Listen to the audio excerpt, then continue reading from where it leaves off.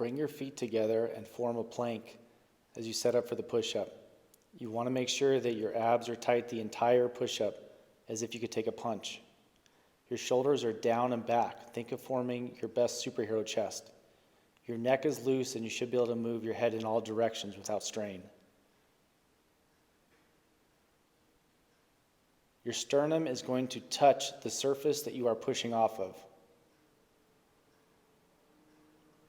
You want your hands slightly more than shoulder width apart on the bar or the surface. Your elbows are about 45 degrees in the bottom of the push-up. On the way down, you are bending the bar back as if you were doing a row towards your body. As you come up, you are exploding and trying to shorten the object that you're pushing against, such as the bar. As your strength increases, you will be building up the number of reps and sets, and you'll be working your way all the way to the floor over the first couple months. Get our app, and we will show you the healthiest, fastest, and safest progression to get you into a full push